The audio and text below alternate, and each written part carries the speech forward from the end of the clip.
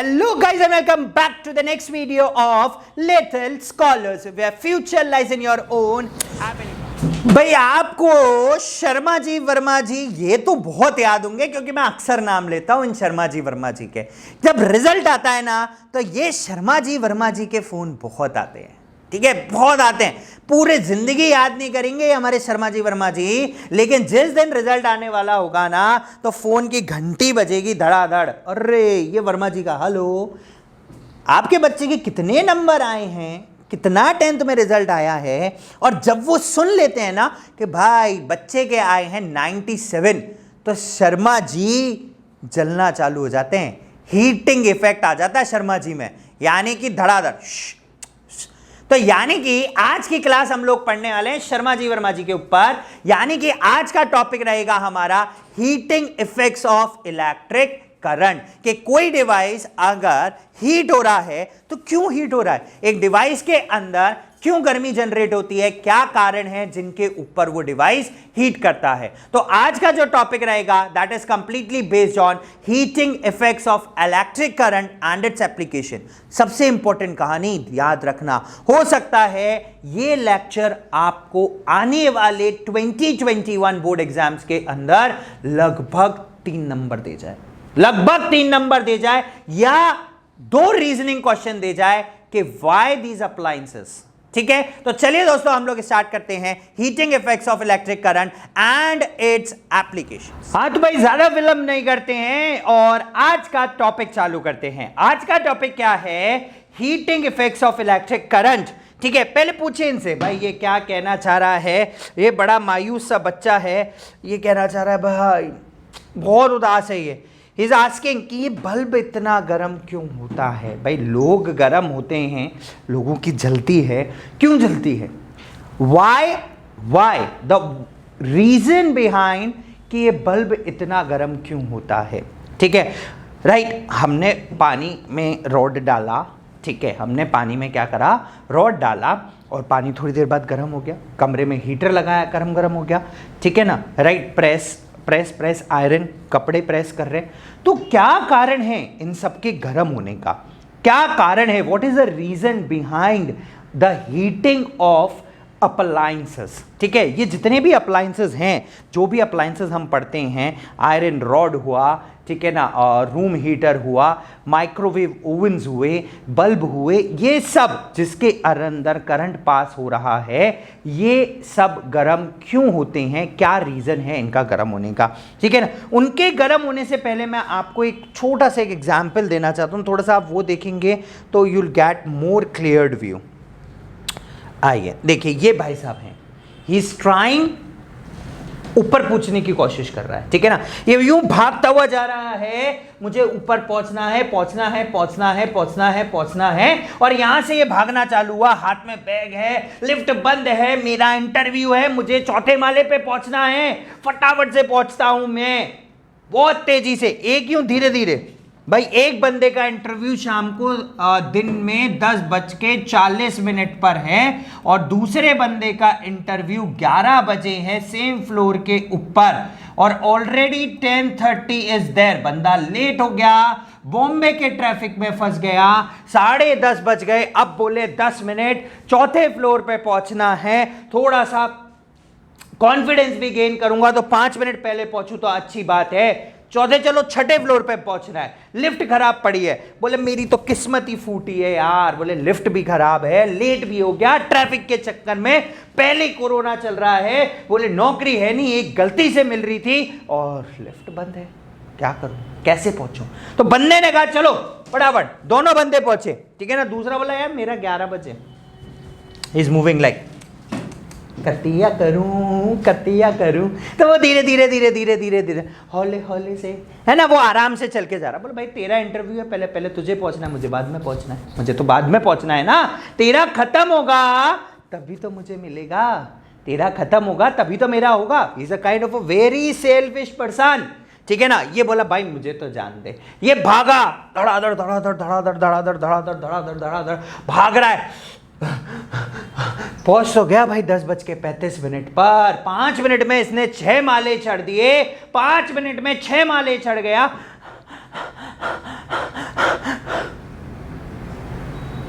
Body में से heat निकल रही है, और वही बंदा 10 मिनट में पहुंचा दूसरा, ही इज रिलैक्स्ड। छठाई माला चढ़ना था, सेम वजन हाथ में था, सेम वजन उसका भी था, बट वो 10 मिनट में पहुंचा। तो अगर हम कुछ वर्क कर रहे हैं, अगर मूवमेंट कर रहे हैं एक प्लेस से दूसरी प्लेस तक, अगर डिस्टेंस ज्यादा है तो एनर्जी ज्यादा लगेगी, एनर्जी ज्यादा लगेगी तो वर्क डन ज्यादा करूंगा, सेल ज्यादा टूटेंगे। इसका मतलब क्या हुआ कि अगर सेल टूट रहा है, वर्क डन हो रहा है, टाइम भी लंबे समय के लिए वो काम कर रहा हूं, वर्क डन ज्यादा हो रहा है, ज्यादा बॉडी में से हीट जनरेट हो रही है। तो सिमिलरली इसी तरीके से जितने भी इलेक्ट्रॉन्स होते हैं, जब वो वायर में एक पॉइंट से दूसरे पॉइंट तक मूव करके जाते हैं, तो बीच में इस बंदे के क्वेश्चन का आंसर देते हुए जाएंगे कि ये बल्ब गर्म क्यों हो रहा है। इस बंदे के क्वेश्चन का आंसर देके जाएंगे, इसको कहेंगे भाई अब रीजन बताते। क्या रीजन है कि जब इलेक्ट्रॉन एक पॉइंट से दूसरे पॉइंट तक जाता है ट्रेवल करता हुआ, तो इन बिटवीन उसमें कोलिजन्स होते हैं। कोलिजन होने से उनकी हीट डिसिपिएट होती है, हीट एनर्जी रिलीज होती है। हीट एनर्जी रिलीज होने से वो बाहर के एनवायरनमेंट में जाती है, and that is known as heating effect of electric current. यानी कि जितने ज्यादा कोलिजन उतना ज्यादा एनर्जी रिलीज, और जितना ज्यादा एनर्जी रिलीज उतना ज्यादा हीटिंग इफेक्ट। बहुत आसान सी कहानी। तो बहुत आसान है। बोले भाई ज्यादा कोलिजन किसमें? जिसका रेजिस्टेंस ज्यादा। अब रेजिस्टेंस ज्यादा वाले वायर उठा लो, सारे के सारे उठा लो। आयरन रेजिस्टेंस ज्यादा होगा, ठीक है ना। और रूम हीटर रेजिस्टेंस ज्यादा होगा, वो फिलामेंट में से तो ऐसा आग निकलती है, धुआं निकलता है, ठीक है ना। पानी गर्म करने की रॉड, आयरन रॉड। तो ये सब क्या है? ये सारे वो एलिमेंट्स हैं जिनका रेजिस्टेंस हाई है, जिनमें कोलिजन ज्यादा हो रहे हैं। कोलिजन ज्यादा होने से इलेक्ट्रॉन अपनी हीट एनर्जी रिलीज कर रहा है, और जब इलेक्ट्रॉन हीट एनर्जी रिलीज करेगा तो वो एनवायरनमेंट आजू बाजू का टेम्परेचर बढ़ाएगी, and that is known as heating effect of electric current. तो इसके लिए कोलिजन ज्यादा, इलेक्ट्रॉन का ट्रेवल करना ज्यादा, करंट ज्यादा, पोटेंशियल डिफरेंस ज्यादा, टाइम भी ज्यादा। अगर बल्ब 5 मिनट चलाओगे और एक बल्ब 15 मिनट चलाया तो 15 वाला ज्यादा गर्म होगा, सीधी सी बात है, ठीक है ना। पोटेंशियल डिफरेंस ज्यादा होगा, इलेक्ट्रॉन पे ज्यादा फोर्स पड़ेंगे,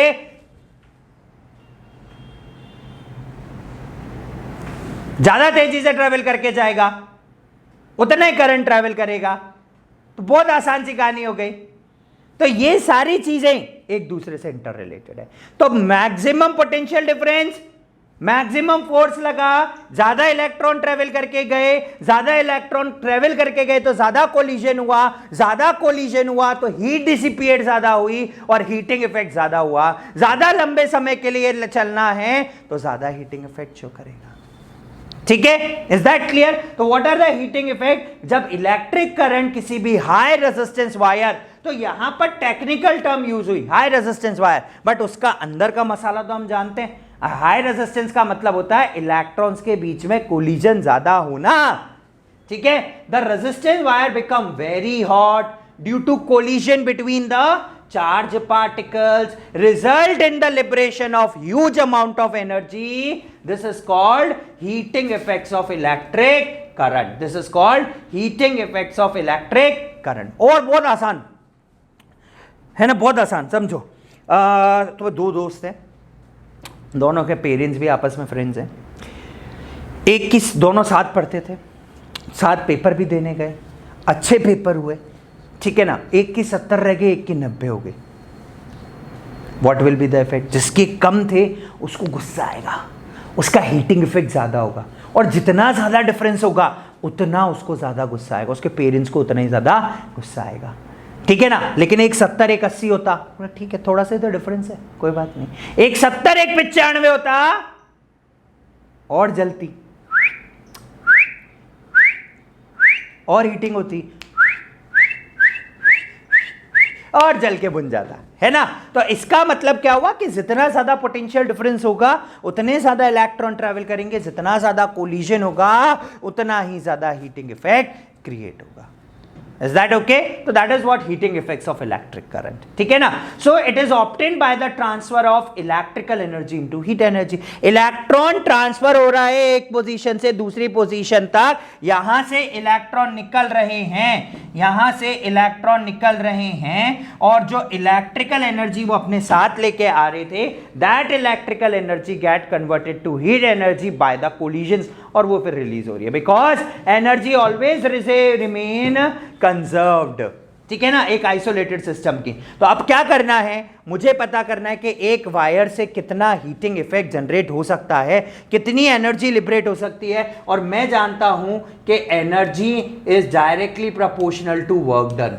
एनर्जी और वर्क डन एक ही बात है, तो अगर मैं वर्क डन कैलकुलेट कर लूं तो मेरे को एनर्जी पता चल जाएगी। अब वर्क डन काय का, एक वायर है, कंसिडर करो एक वायर है जिसका रेजिस्टेंस R है और जिसके अंदर करंट I फ्लो होगा E इलेक्ट्रॉन्स की मदद से, जिसके बीच का पोटेंशियल डिफरेंस V है, रेजिस्टेंस R है, ठीक है। I करंट फ्लो हो रहा है कितने टाइम के लिए, T टाइम के लिए करंट फ्लो हो रहा है, ठीक है। तो हमने क्या करा, एक कंसिडर किया कि करंट I है जो कि फ्लो हो रहा है एक रेजिस्टेंस वायर के थ्रू जिसका रेजिस्टेंस R है, उन दोनों के बीच का पोटेंशियल डिफरेंस V है, तो V dash minus V1 is equals to V, है ना। मैंने पोटेंशियल डिफरेंस क्या मान लिया, मैंने पोटेंशियल डिफरेंस V मान लिया।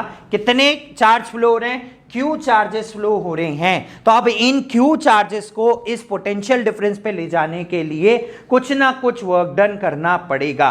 तो amount of heat produce is equals to work done. तो मैं जितना वर्क डन करूंगा उतनी क्या जनरेट होगी, हीट जनरेट होगी। बहुत सिंपल सी बात है। तो energy is equals to, energy का क्या फॉर्मूला होगा, energy is work done, that is what, power into time, ठीक है। तो P is equals to W upon T, बोले बहुत सीधी सी बात है, P इज इक्वल्स टू क्या, W अपॉन T, ठीक है ना। तो energy is equals to power into time, ठीक है। And this energy is work done. तो वर्क डन का फॉर्मूला क्या होगा, work done is equals to कितने पोटेंशियल डिफरेंस पे कितने इलेक्ट्रॉन्स आपको लेके जाने हैं। बहुत आसान सी बात हुई, ठीक है ना। तो W is equals to V into Q, ठीक है ना, और power is equals to work upon time. तो work is equals to power into time, तो इसको W भी मान लो आप। बहुत आसान सी बात हो गई, ठीक है ना। अब हम क्या करते हैं, ये फॉर्मूला उठा के वहां ऊपर पटक देते हैं। तो work done power power power power power power work done, ठीक है ना। Power is equals to, work done is equals to V into Q, तो power is equals to work upon time. Work done क्या है, V into Q upon T, and Q upon T is I, charge per unit time is current, तो power is equals to V into I, ठीक है। अब ये power का formula मैं energy वाले में पुट कर देता हूं, तो यानी कि यहां से एनर्जी क्या हो जाएगी, V into I into T, and this energy is what, heat. तो इसको हम किससे डिनोट कर देंगे, H से डिनोट कर देंगे, ठीक है। H is equals to V into I into T। Substituting the value of power in equation number 12, तो E is equals to V into I into T, ये आ गया पावर का फॉर्मूला। तो therefore the amount of heat produce in time T is equals to H is equals to V into I into T। अब मैं क्या करता हूं, इस पे ओम्स लॉ लगाता हूं।